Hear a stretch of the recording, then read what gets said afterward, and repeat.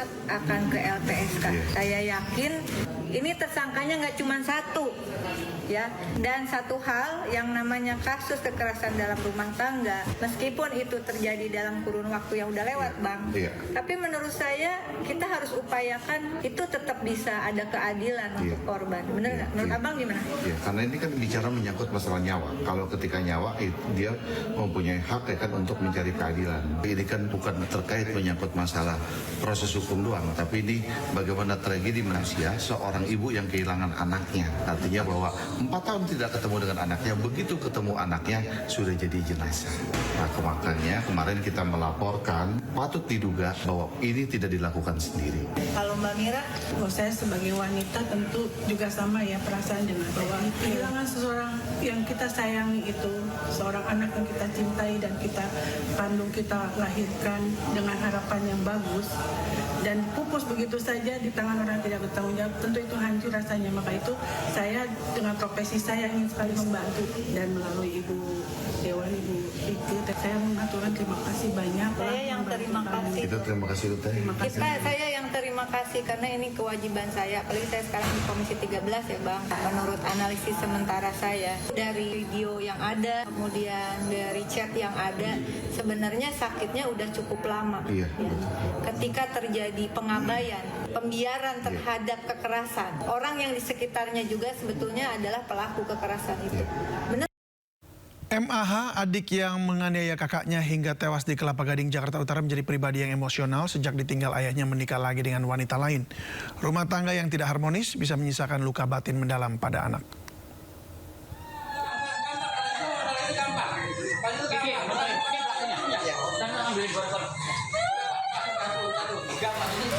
Kasus adik menganiaya kakak hingga tewas di Kelapa Gading, Jakarta Utara menggemparkan publik.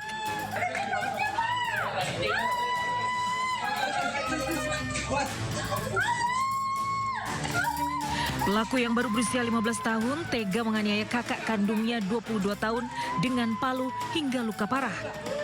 Nyawa korban tidak tertolong meski sempat dilarikan ke rumah sakit. Kakak adik ini diketahui tinggal bersama ibundanya di sebuah rumah sederhana di Jalan Puskesmas, Kelapa Gading Timur, Jakarta Utara. Namun ibu kandung mengungkapkan putranya yang menjadi pelaku merupakan pribadi yang emosional sejak ditinggal ayahnya menikah lagi. Emosi dengan kesal dengan ayahnya yang tidak berperilaku dengan baik, berselingkuh dan akhirnya nikah siri, dan lebih memberatkan ke anak tiri, anak kandungnya sendiri 7 bulan ini diblokir aksesnya sama beliau.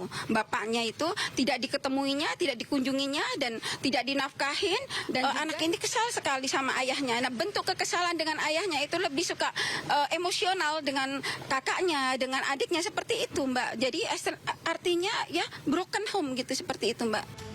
Pelaku yang di bawah umur kini masih diperiksa di unit PPA Polres Jakarta Utara. Dari Jakarta, Tim Liputan iNews melaporkan. Sepasang kekasih mengemudi mobil ugal-ugalan di Jalan Gunung Sahari, Sawah Besar, Jakarta Pusat. Mereka lawan arah demi menghindar tilang polisi. Banyak motor dan mobil hancur karena aksi nekat mereka.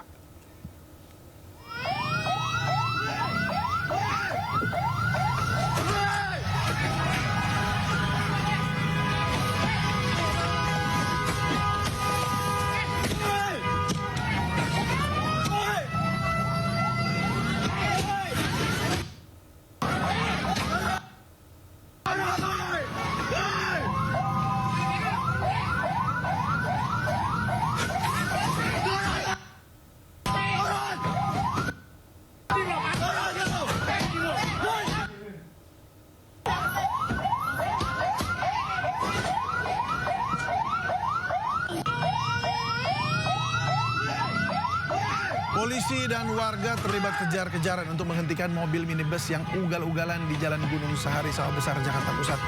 Insiden bermula saat petugas yang curiga melihat plat kendaraan pelaku yang diduga palsu di perempatan MBAL Gunung Sahari. Pelaku panik karena tidak memiliki SIM dan berusaha kabur melalui Jalan Gunung Sahari 4 dan 5 untuk menuju Jalan Bungur.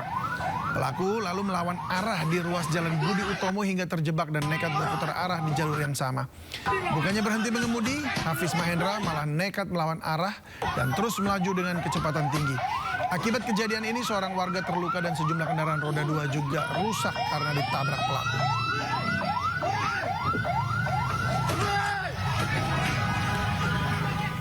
Ya, warga dan polisi bekerja sama menangkap pelaku dengan merusak kaca belakang mobil. Usaha melarikan diri pelaku akhirnya terhenti di kawasan Jalan Pintu Besi dan menjadi sasaran amuk warga. Polisi masuk ke dalam mobil dan menangkap sopir serta mengamankannya dari amukan warga.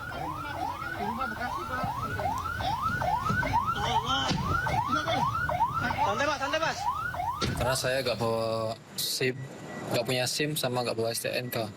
Tadinya saya takut sama polisi, takutnya ditilang. Nah itu bisa lewat arah karena memang nggak tahu jalan atau gimana? Nggak tahu jalan dan Emang dari mana?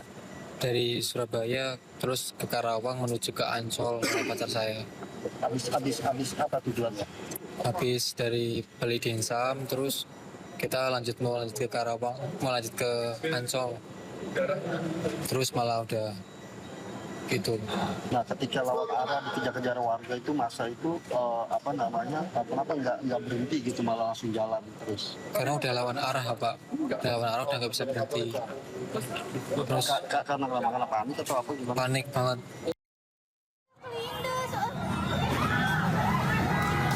Polisi terlibat kejar-kejaran untuk menghentikan mobil minibus yang ugal-ugalan di Jalan Gunung Sahari, Sawah Besar, Jakarta Pusat.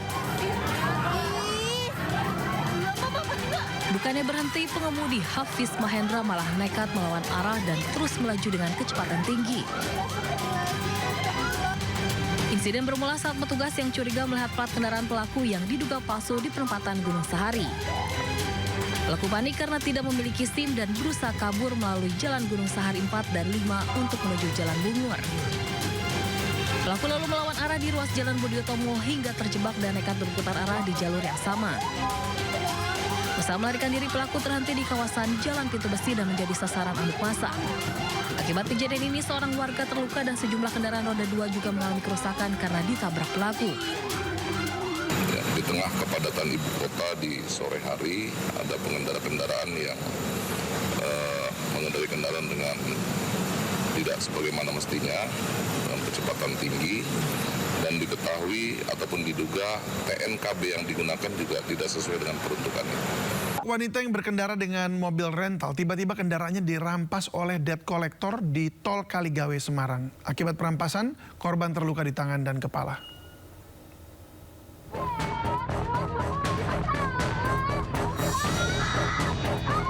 Viral di media sosial video pengendara mobil ketakutan saat didatangi sekelompok debt collector atau penagih utang.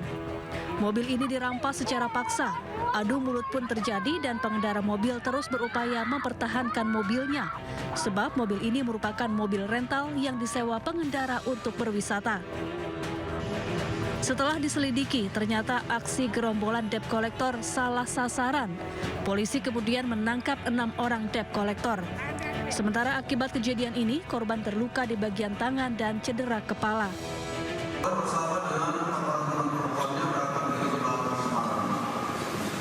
Pada saat kendaraan yang dikemudikan oleh saudari Anita Dewi ini hendak masuk pintu tol Kaligawe Kota Semarang, situasi yang berulang di jalan normal secara tiba-tiba berubah vertikal.